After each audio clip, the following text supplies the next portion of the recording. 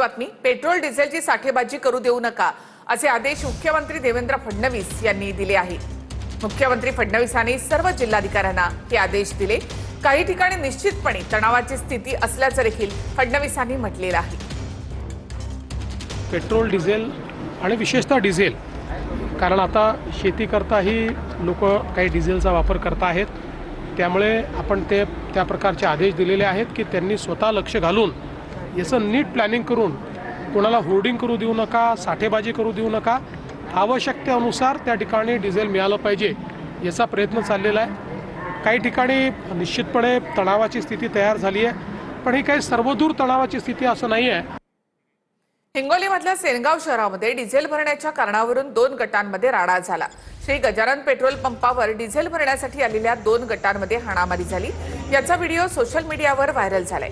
तिकडे 40 गावमध्ये कॅनमध्ये डिझेल मिळत नसल्यामुळे वाघळीमध्ये शेतकऱ्यांनी जळगाव चांदवड महामार्ग अडवला। दुसरीकडे 40 गावमध्येच पातोंडा रस्त्यावरील नायरा पेट्रोल पंपावर शेतकऱ्यांनी डिझेलसाठी मोठी गर्दी केली। 250 ते 300 कॅन घेऊन शेतकरी पंपावर दाखल झाले।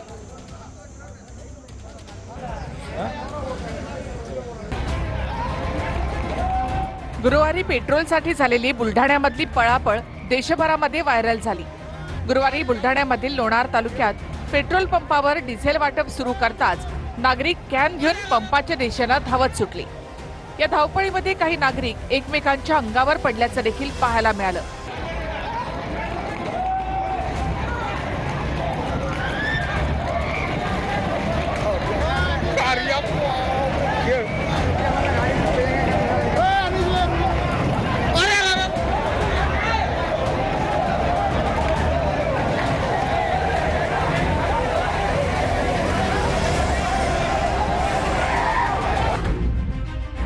त्याच बुलढाण्यामध्ये आता पेट्रोलसाठी मारहाण झाल्याच्या 2 घटना घडल्यात।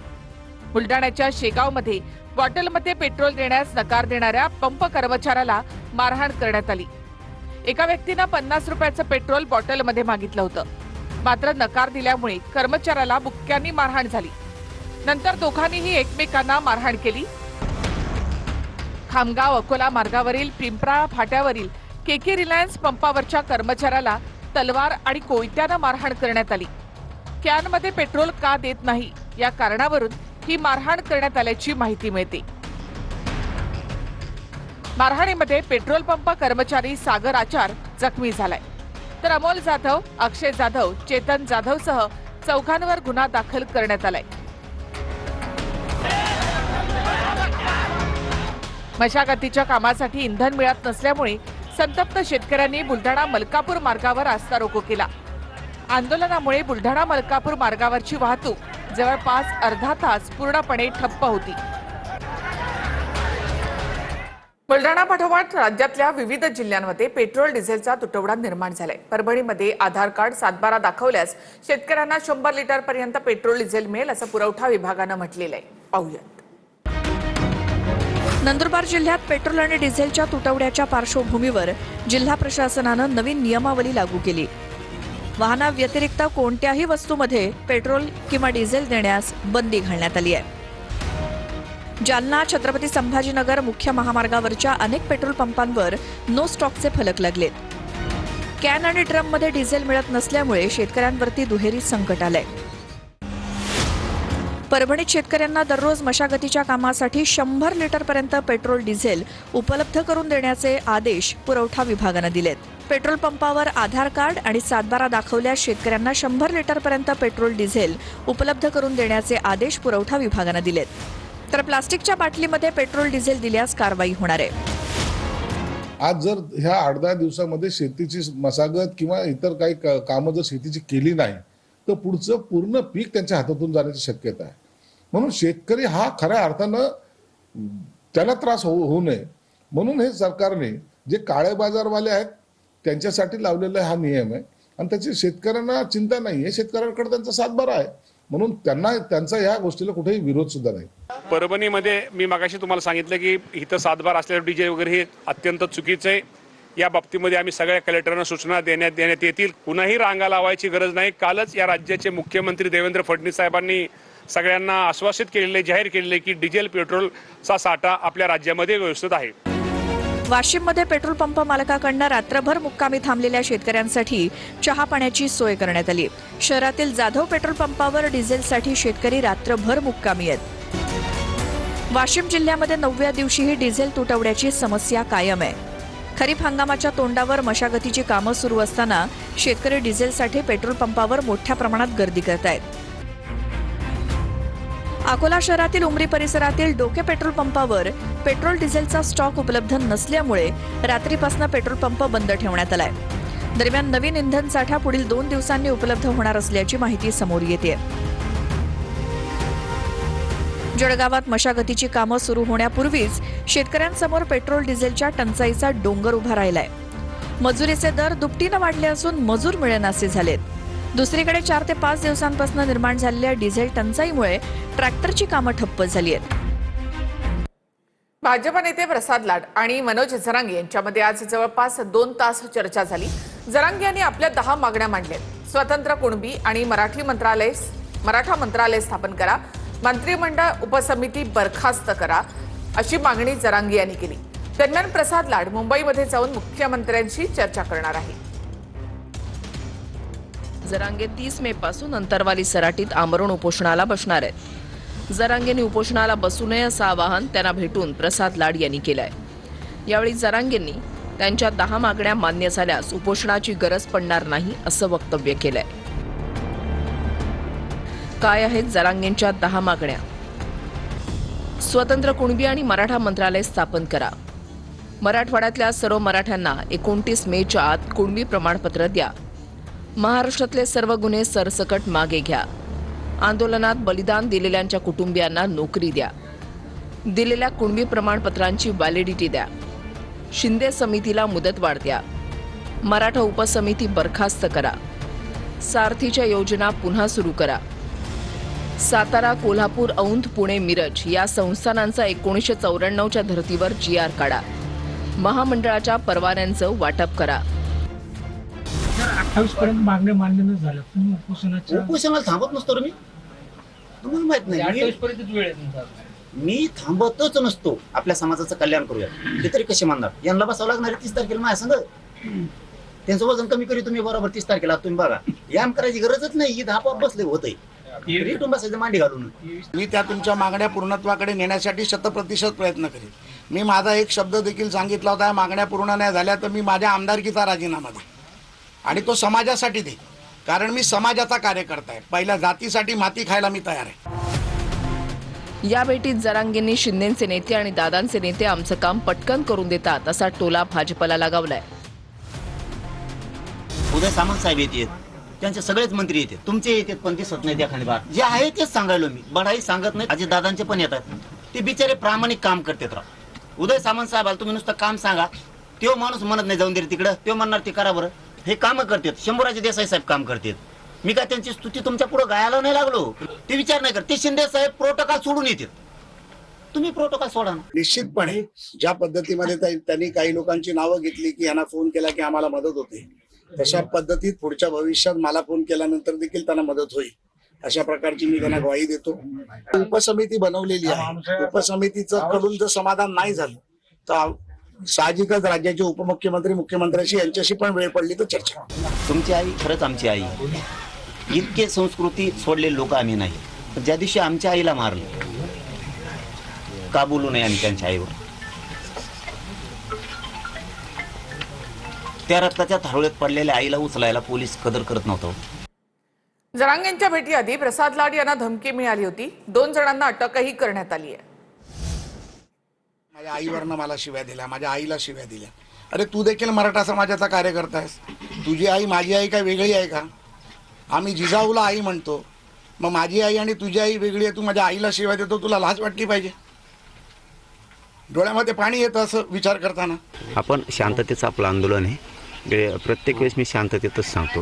हे राजकारणात सुद्धा एखाद्या वेळेस माणसं असं काही करताय, परंतु कोणी बांधव असतील तर एखाद्या दिवस रागापोटी जरी बोलली असली, त्यांची जर भावना समाजाविषयी काही बोलण्याची झाली असेल तर एखाद्या दिवस नेत्यांनी बी मोठं मन दाखवायचं असतं. आपलंच पोरग आहे, पण करणाऱ्याने सुद्धा हे करू नये, कारण याचं समर्थन होणार नाही. तुम्ही काय भगतसिंग, राजगुरू, सुखदेव आहात का? कोण आहात तुम्ही? तुम्ही आमच्या पक्षाला शंड मानताना स्वतःच्या लेंग्याची नाडी सोडून बघा तुम्ही कोण आहात. उपमुख्यमंत्री एकनाथ शिंदे यांच्याकडनं शिरसाटांची कान उघडणी करण्यात आलेली आहे. महायुतीमध्ये वाद होतील अशी वक्तव्य करू नका अशा सूचना शिंदेंनी केल्या. दरम्यान राष्ट्रवादी शिंदेंकडे या संदर्भात तक्रार करणार आहे. यावर तक्रार करू द्यात, मी माझी भूमिका मांडली असं शिरसाट यांनी म्हटलंय.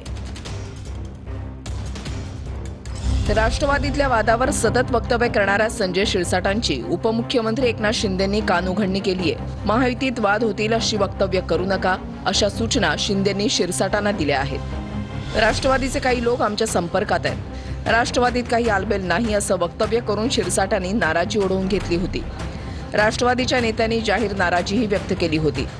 हसन मुश्रीफ यांनी शिंदेंकडे तक्रार करणार असंही म्हटलंय. शिरसाटांच्या बद्दल मी शिवसेनेचे समन्वय समितीचे उदय सामंत आणि दादा भुसे यांच्याकडं स्पष्टपणानं नाराजी व्यक्त केली होती की ज्यावेळा आमच्या पक्षामध्ये काही झालं तर शिरसाट कसे बोलू शकतात. काय वाईट बोलले मला तेच कळालं नाही. राष्ट्रवादीचे आमच्या संपर्कात आहे म्हणजे काय, संपर्क एकमेकाशी नसावं का?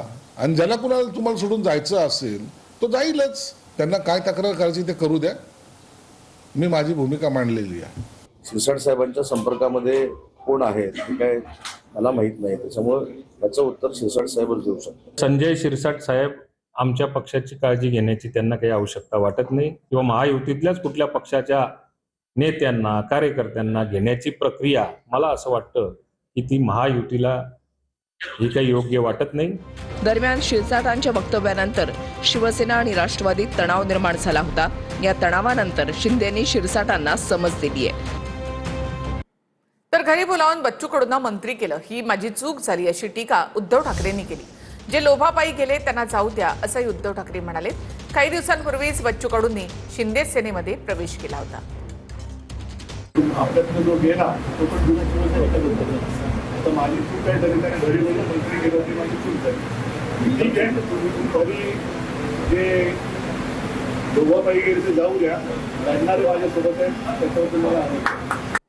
विधान परिषदेच्या 7 जागांवर शिंदेंची शिवसेना ठाम आहे. तडजोड करणार नाही अशी त्यांची भूमिका असल्याचं सूत्रांकडनं कळतं. शिवसेनेनं याआधी भाजपसमोर 7 जागांचा प्रस्ताव ठेवला होता. मात्र भाजपनं शिंदेंच्या शिवसेनेला 3 ते 4 जागा दिल्या. त्यामुळे शिवसेना विधान परिषदेच्या 7 जागांवर ठाम असल्याचं सूत्रांकडनं कळतं. पालिका निवडणुकीमध्ये कमी जागा घेऊन तडजोड केली, मात्र आता 7 जागा मिळाव्यात अशी ठाम भूमिका शिवसेनेची असल्याचं कळतं. सध्या देशभरामध्ये कॉकरोच जनता पार्टी चर्चेत आली आहे. 7 दिवसांपूर्वी सुरू केलेल्या इंस्टाग्राम अकाउंटचे आता 20 मिलियनहून अधिक फॉलोअर्स झाले. दरम्यान हिंगोलीच्या अभिजित दिपकेनं सुरू केलेल्या या चळवळीनंतर त्याच्या पालकांना नेमकं काय वाटतं तेही आपण पाहूया. सध्याची जे परिस्थितीमध्ये राजकारणामध्ये जे एकमेकाविषयी द्वेष आणि कुरघोडी आणि जे काही प्रकार घडत आहेत ते पण थोडं हे वाटतं, भीती वाटते. राजकारण नको वाटतं. नाही, पाठिंबा तर नाही राहणार. तो राजकारणात गेला पाठिंबा मला तर नाहीच वाटतं त्याला पाठिंबा द्यायला. तू क्या कर लेगा भाई, मैं तुझे अभी भी बोल रहा हूँ, तेरे पास टाइम है, बीजेपी में आ जा, तेरी जरूरत है. ये फालतू की कुछ नहीं होने वाला भाई. ये सीजेपी से कुछ नहीं होने वाला है, फालतू की. बाकी तू कहाँ रहता है, तेरे मम्मी पापा कहाँ रहते हैं सब पता है हमें, और तेरे सिबलिंग्स कहाँ है, तू कब यूएस से गया था, तेरा घर कहाँ पे है, तेरा न्यू +1 वाला फोन नंबर कौन सा है, सब पता है भाई. नीट प्रकरणामध्ये आणखी एका प्राध्यापिकेला अटक करण्यात आली आहे. प्राध्यापिका मनीषा हवालदारला अटक करण्यात आली. फिजिक्स विषयाचा पेपर मनीषा हवालदारने फोडल्याची देखील माहिती समोर आली. आरोपी मनीषा हवालदार आधीच अटकेत असलेल्या आरोपी मनीषा मांढरेच्या संपर्कात होती. नीट प्रकरणामध्ये आतापर्यंत 11 जणांना अटक करण्यात आली आहे. या प्रकरणाचं सगळ्यात मोठं केंद्र महाराष्ट्र असल्याचं समोर आलंय. लातूरमधल्या 4 डॉक्टरांची सीबीआय चौकशी सुरू आहे.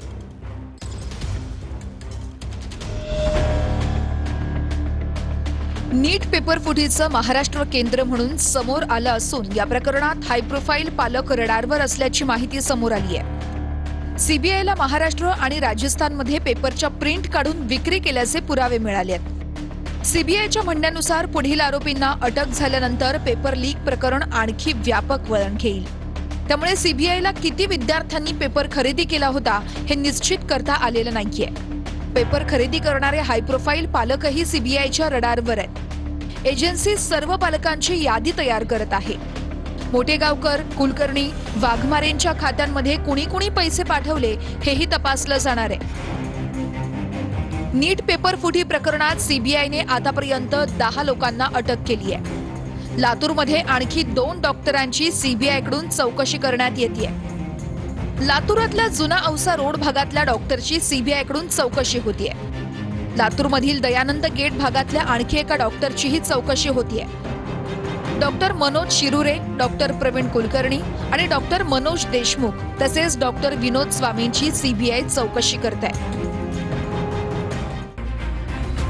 लातूरमध्ये सीबीआयनं ताब्यात घेतलेल्या डॉक्टर मनोज शिरुरेच्या हॉस्पिटल, घर आणि एका अपार्टमेंटमध्ये 4 तास चौकशी केली आहे. अंबाजोगाईमध्ये 2 विद्यार्थ्यांची चौकशी केल्यानंतर सीबीआयचं पथक थेट लातूरमध्ये शिरुरेच्या घरी पोहोचलं. मला तर खूप धक्का असा बसतोय की इतकं होऊन 17 मुलांचे जीव जाऊन ते धर्मेंद्र प्रधान अजूनही राजीनामा देत नाहीयेत. आणि ते का देत नाहीयेत तर मी तर म्हणते कॉक्रोच जनता पार्टीच्या एक मेंबर म्हणून मला सुद्धा वाटतं की धर्मेंद्र प्रधानांनी राजीनामा दिला पाहिजे. नीट या प्रश्नावरती नीटमध्ये जो काही प्रकार जो झालेला आहे अत्यंत वाईट प्रकार आहे, अत्यंत चुकीचा प्रकार आहे आणि त्यांना कठोर शिक्षा होणं गरजेचं आहे.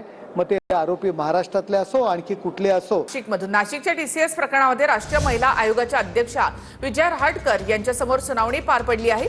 यामध्ये टीसीएसला नाशिकच्या सर्व 127 युनिट्समध्ये स्वतंत्र अंतर्गत समित्या स्थापन करण्याचे आदेश देण्यात आले. राष्ट्रीय महिला आयोगाने टीसीएसला तातडीनं सुधारात्मक पावलं उचलण्याचे आदेश दिले आहेत.